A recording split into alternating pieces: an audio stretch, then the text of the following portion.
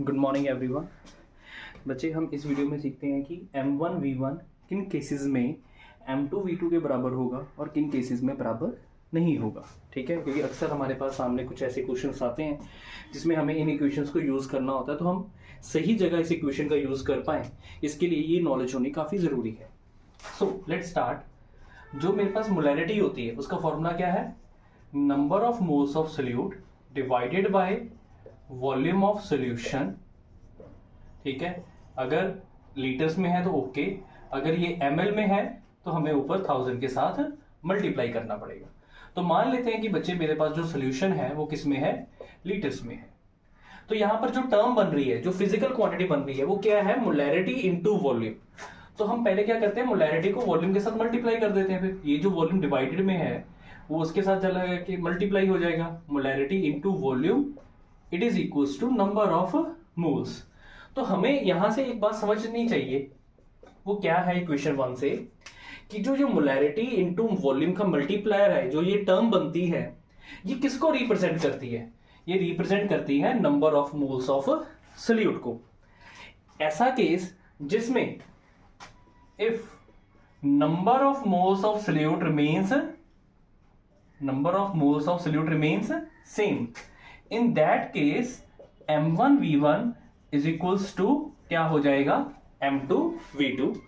और अगर number of moles of solute, सिर्फ सोल्यूट के बचे, चेंज हो जाते हैं, in that case M1V1 is not equals to M2V2। ठीक है ना? अब हम डिस्कस करते हैं ये वाला केस जो मैंने आपके सामने पहला न्यूमेरिकल रखा हुआ है।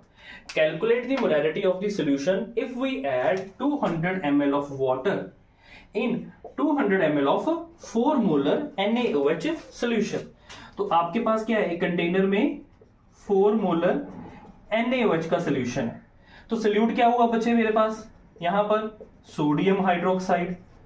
अगर मैं बाहर से इसमें वाटर ऐड करूंगा तो जो भी रिजल्टिंग सोल्यूशन होगा, क्या उसमें NaOH के नंबर ऑफ मोल्स चेंज करेंगे?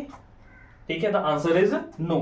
इस केस में number of moles of solute change नहीं कर रहे, तो इस न्यूमेरिकल में क्या होगा? M1V1 is equals to M2V2 लगा के हम ये न्यूमेरिकल को बड़े आराम से सॉल्व कर सकते हैं।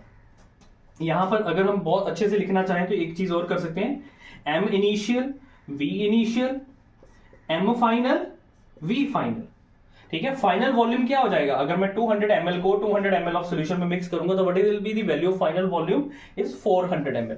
यहां पर V फाइनल 400 ml फिल करना हो, तो बड़े आराम से इस इक्वेशन के साथ हम इस न्यूमेरिकल को सॉल्व कर सकते हैं। सिर्फ एक चीज हमने न्यूमेरिकल में जज करनी है कि क्या मेरे number of moles of solute same रहेंगे या नहीं रहेंगे।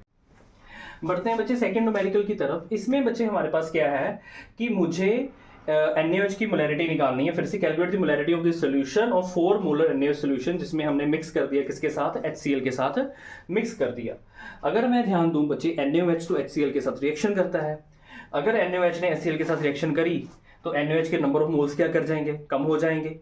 तो इस क्वेश्चन को पढ़ के हम बड़े आराम से इस बात को जज कर सकते हैं कि M1V1 is not equal to M2V2 in this case. अब प्रॉब्लम तो दूसरी खड़ी हो गई कि अगर इसमें हम M1V1 is equal to M2V2 नहीं करेंगे तो रिजल्टिंग सॉल्यूशन की मोलैरिटी कैसे निकालेंगे? तो बड़े आराम से मोलैरिटी का फॉर्मूला हमें पता ही है, number of moles volume of solution into 1000। अब वॉल्यूम तो साफ साफ नजर आ रहा है, 200 ml plus 100 ml which is 300 ml। मुझे सिर्फ इतना देखना है कि मेरे पास NaOH के कितने मोल्स थे, HCl के कितने मोल्स थे, माइनस करके NaOH के कितने मोल्स बचे वो ऊपर फिल कर देंगे और हमारी मोलैरिटी